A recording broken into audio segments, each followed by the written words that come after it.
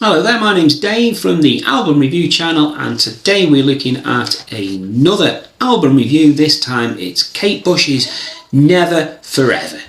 This was her third studio album, released on the 7th of September 1980 on EMI Records, and it was her first #1 album. It was also, believe it or not, it was the first album to top the UK album charts by a woman. Can you believe that? 43 years ago, and that's when it first happened. Today we're going to concentrate on the first batch of 5 tracks which made up side 1 from the original vinyl production, and then at a later date we'll release another video with the latter tracks on from side 2. It's one you're going to enjoy. Stick around and let's get straight into it.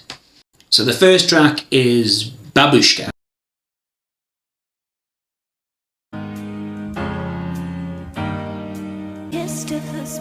She knew exactly what to do.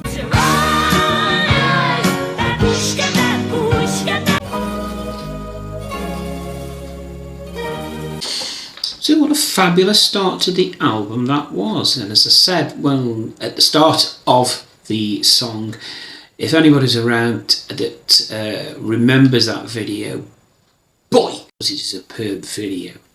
What can you say about Kate Bush?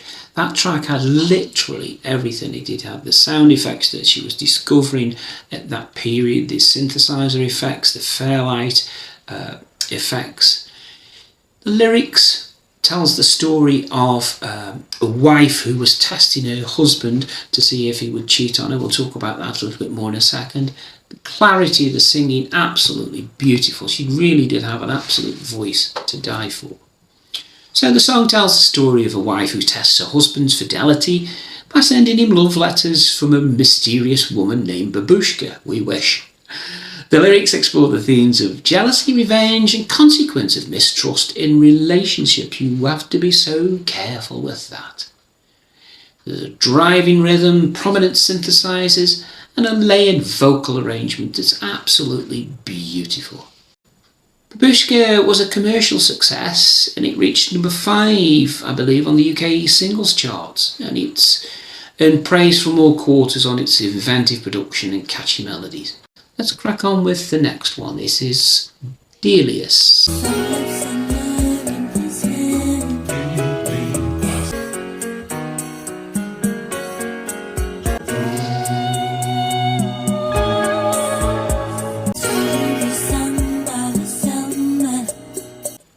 So that's Delius, open brackets, Song of Summer, close brackets. As I say, a ridiculously simple track. Piano and the voices just come together. It's a tribute to the English composer Frederick Delius, and it's structured around a series of instrumental motifs that weave in and out of this melody, as we've said. The song is inspired by Kate Bush's love of Delius's music, particularly the orchestral piece On Hearing the First Cuckoo in Spring, and the lyrics reference Delius's life and work as well as that of his relationship with his wife. It has been interpreted by some as a reflection of Bush's own artistic journey, with a slow and contemplative arrangement and nostalgic lyrics expressing a sense of a longing for a lost time or place. Either way, it's a beautiful track and one I enjoyed very much indeed. So next up it's Blow Away, and this is in brackets for Bill. Piano again.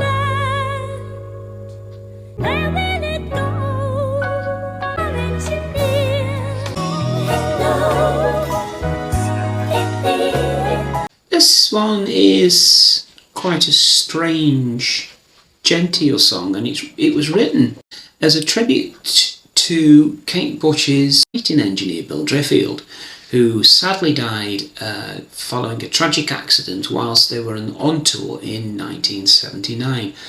Kate was devastated by this loss and wrote this song as a memoriam to her close friend Bill. And it's tinged with sadness in the lyrics. The vocal performance is very emotive and expressive, and that distinct voice comes through to put an edge to those lyrics. It celebrates the death of others from the music industry as well. There's reference to Minnie, Mooney, Vicious, Buddy Holly and Sandy Denny, all musical greats from the last 50 years or so. Just so sad, but it was a very nice touch for Kate to write a song that was dedicated to a member of a road crew. All we ever look for is next.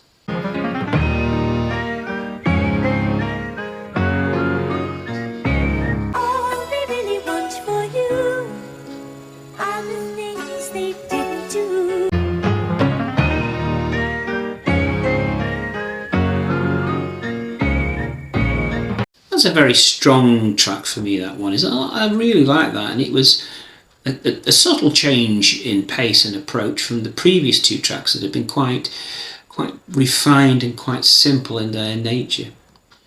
So this one's exploring the meaning and purpose in life, and the lyrics suggest that we're all looking for the same things, no matter where we come from or what we believe in. The song touches on the themes of love, friendship, and the power of the human connection. There's a lush atmospheric arrangement with prominent piano parts, subtle percussion, and the ethereal vocal harmonies that work so boldly all throughout that track for me. It gives a sense of space and intimacy, and with the instrumentation and vocals blending together seamlessly to create quite a haunting experience. It's quite an evocative sound. I don't know what you guys think out there. The universal themes, the introspective lyrics invite anyone who's listening to reflect on their own lives and experiences, and to consider the ways in which we are all connected by this shared humanity that we all enjoy. It's resonated with fans around the world over many years, and lots have found comfort and inspiration in the message of hope and empathy that it delivers. I love that track. Very, very unique for me, and just a downright fabulous track. So we've come to the final track on the first side, and this one's called Egypt.